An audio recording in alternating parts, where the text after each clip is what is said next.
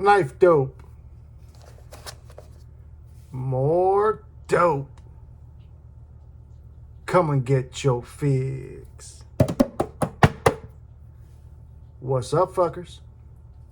Your boy's back with a fresh batch of dope. KnifeDope. That's right, people. We got some Kizers in the house tonight. I'm excited. These were 2 Kizers that were sent to me in the pass-around group that I'm involved in. And it's been a while since I've personally purchased any Kizers. I'm trying to think off the top. Yeah, I think it's been a while. I think the last Kizer I bought was in 2022. There was a period in time where I was all about the Kizers, but this journey is always changing. Now I've focused more on American-made and Spyderco. Yep, that's basically how I'm rolling right now. I got 2 of them to take a look at. Let's see which one I'm going to look at first. We're going to take a look at both of them, but first we'll do this one. This one, both of these knives were, I think they released in maybe March of this year. Maybe even April. Maybe March. I think March. Now, if you're familiar with the Kizer, whenever you see these coffin-style boxes, these are like their premium knives. But first, if you do enjoy the content, I'd ask that you would share, like, comment, and most importantly, subscribe, goddammit. It does help the channel, it does trick that algorithm, and it does help your boy to go viral. Okay, enough of that shit. Back to the knives. Yeah, so whenever you see these boxes, and whenever you get a pouch, that's usually indication of their premium knives. So the knife we're taking a look at today, how about we drop the top? Let's drop the top on this bitch. The knife we're going to be looking at first is the Kizer Clairvoyance. Yeah, this one kind of caught my eye when it first dropped, and I heard a couple of people talking good about it, but I just didn't pull the trigger. You know, I had other more important knives to pursue. So here we get a quick up close look at it. Now the Clairvoyant is a Paul Munko design. If you're not familiar with him, don't feel bad. I really wasn't either. I had heard his name in the past, and I knew that he had done some collaborations with Kizer, and he just did a recent one with Spyderco on a PM2, as a matter of fact, that just dropped. He's an artist basically. He's into the whole horror design theme, you know, like zombie type shit would be the best way I could kind of give you an explanation of him. He is the colorfulfilth.com is his website, so if you want to dive down the rabbit hole, feel free. This is his most recent collab with Kizer. Last year he did the Comet, which was very popular, and I do know that this is they're basically saying that this design is kind of an extension of the Comet. He took some of the features from the Comet and expanded on them, and that's how we've got the Clairvoyant. He's when I was talking about the PM2, that's a collaboration with Northern Knives. That's where you can find that Spyderco at. But anyways, let me stay focused here. Let's go over the specs on this, and we'll dive a little bit more into it. Overall length on this girl is coming in at 8.46 inches. We've got a handle length coming in at 4.72 inches. Our blade length is 3.74 inches, so it's a big blade. Blade stock thickness is 11/100ths of an inch. Rocking S35 VN blade steel, stone wash finish. Kizer does a great job on their S35. That's probably one of their favorites. One of my favorite steels that they offer is the S35 VN. You can see here on these handles, we have titanium bolster, like a false bolster, with this carbon fiber inlay. It looks to me like that's a shredded carbon fiber. We have a titanium pocket clip that is right-hand tip-up carry only. The knife is, the locking mechanism is a button lock, which I'm not really crazy about, even though I've acquired a couple here recently. But this one, it's not bad. Pivot might be a little too tight, perhaps. I'm not gonna fuck with it, being that this is a pass around. But Yeah, it's not flying. It's not flopping out when you shake it, which is a good sign.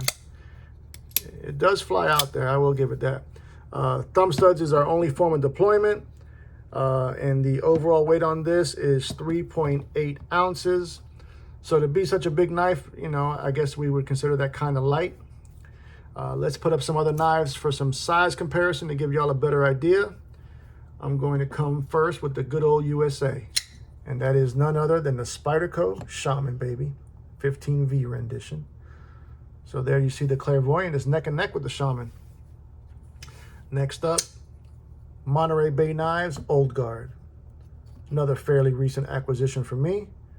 So there you see the Clairvoyant up against those two. So it's holding its own. It's a big girl. And big girls need loving too. Let's put up some more, shall we? Now we're going to go into the button lock side of things. First up, probably my favorite budget button lock so far of 2023. It's a damn good knife, people. And that is the CJRB Echo. I'm actually digging that Echo so much that I just bought a new version and it landed today. Stay tuned for that. So you can see the Clairvoyant is just a hair bigger than the Echo. How about we put it up there against the all-time best button lock, aka compression lock, and that is going to be the Spyderco Smock, baby. So the Clairvoyant is bigger than the Smock. Let's do two more. God damn it, two more. Put up there a recent acquisition, which it started to slowly grow on me, and that is the Civivi Cubid. So you can see the Clairvoyant's quite a bit bigger than that. Last but surely not least, another Kizer. Probably my favorite button lock from Kizer for sure, and that would be the Cormorant. It's got a cult following, so much so that they've got fucking 10 versions or something crazy on the Cormorant. So there you see the Clairvoyant is bigger than both of these. Hopefully that gave you fuckers a good idea on the size of this thing. Ergonomically speaking, it does fit the hand nice. There is no choke up per se, but I'll tell you one thing, I do feel that pocket clip. That's going to be a hot spot for sure. I don't know, and when you do choke up a little bit, you are nestling very close to that button. So I could see a chance where you could possibly disengage that. Not really happy about that. The jimping at the base of the spine there is good. Kind of a medium-sized jimping. And the action is fine. You know, Kizer's known for their action. I think their saying is action for you or something like that. But yeah, nothing overwhelming me, but it is a decent knife. That is the Clairvoyant. All right, next up, this one I'm excited about, more so than the Clairvoyant, because I've never experienced this knife. The only version of this knife I experienced was the Mini, and it really didn't blow me away. And that is the Kizer XL Sheepdog. Yeah, I had the button lock Sheepdog. That's probably why. It was really small. But this one should be the total opposite of that. Once again, we got that coffin style box. So this is a premium version of a knife. Let's back up a little bit. And like usual, they always give you that little insert, the spare hardware. Some companies have not been doing that recently, and it kind of has me blowed. It's like, fuck, if I'm paying over $100 for a knife, the least you could do is throw a little bit of goddamn hardware in there. I ain't gonna mention no names though. All right, this barely fit in the fucking pouch. Oh shit, that is big, bro. All right, people, let me put all this shit to the side. Okay, Sheepdog Excel. God damn, that's big. Oh man, I almost broke my fucking tip of my finger. Let's just use the flipper. Now that's a fucking D10 right there. Oh my god. Woo! D10 is dialed the fuck in. Man, that's a big old knife. That is a big old fucking knife, people. This one comes in at $189. The Sheepdog is a very, very popular model for them. Kind of similar to the Cormorant. They've got a bunch of different versions for it. This is their first XL version. And let's go over the specs on this one. Overall length on this one is 9.29 inches, people. God damn. You know what that means. It's a big girl, and big girls need loving too. Handle length is 5.35 inches. I don't think I've ever had a folder with that big of a handle. Blade length is just under 4, coming in at 3.94 inches. Blade stock thickness on this is 126 thousandths. So it is a nice slicey blade. Once again, S35 VN. This has a black wash finish and it looks good. It looks damn good. Now the knife is deployed via your cutout. If you can fucking do that. I don't think I can do that. Yeah, I can. You got your cutout, and it also has the flipper tab. Now the flipper tab is removable. Let's see if I can show you guys. I know that on the mini, there it is. You can access it right here. You don't have to take the knife apart, and you can take that flipper tab out.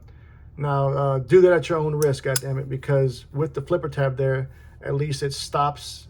It almost works as a halfway point, essentially, when you're disengaging it to then move your finger and let it drop. Without that flipper tab there, you're playing with fire. All right, being that this is so big, I'm probably only going to be able to put one knife up here at a time for some size comparison. First up, got to bring back the USA, and none other than the Hinderer Eclipse, which has been recently modded by BGM. Beautiful hollow grind on that. Got to do a little knife flex. So there you see the Sheepdog is towering over the Hinderer. Let's put another big one up there, shall we? Spyderco Subvert, baby. Customized. Now the Subvert is holding its own up there against that Sheepdog Excel. Neck and neck, goddammit. So let's do some more. How about OG Sharif's knife, which is going to be the Kubi Veloce. Another big knife. It's holding his neck there, but Sheepdog Excel is definitely bigger. Let's put up a couple more, shall we? How about up there against one of my favorite in the collection, Big Mama, aka Bout Business, aka AD15 from Cold Steel, which is also a big knife, but it ain't no match for that goddamn Sheepdog Excel. Let's do two more. God damn it, two more. Another recent acquisition, Chavez 229, baby, with the kickstop, which is a big goddamn knife also. And once again, it ain't touching the Sheepdog. Last but certainly not least, give a little Tucson love in the building. The Tucson 270, one of my favorite Tucsons, hands down. So once again, we have a big knife that's just not quite a match for the Sheepdog Excel. I don't know, people. This ain't for me. I mean, I love it as far as the quality of materials, the fit and finish, the action, but it's just too goddamn big, man. Too big. I mean, you'd have to, I don't even know. I couldn't imagine trying to walk around with this shit in my pocket. To me, this is more novelty than anything, to be honest with you, you know? And for $189, I just don't know if I'd spend that on a novelty knife. But hey, if it fits you and you're into it, by all means, do you. Well, that's it for tonight, fuckers. Two recent drops from Kizer, the Clairvoyant and the Sheepdog Excel. Are y'all feeling it? Do you guys have these in your collection? Let me know about it in the comments, goddammit. Stay tuned. I got some exclusive shit about to drop in these next two videos. Love you, mean it. Until the next time, cut something, cut someone, just don't cut yourself. Stay dangerous, fuckers!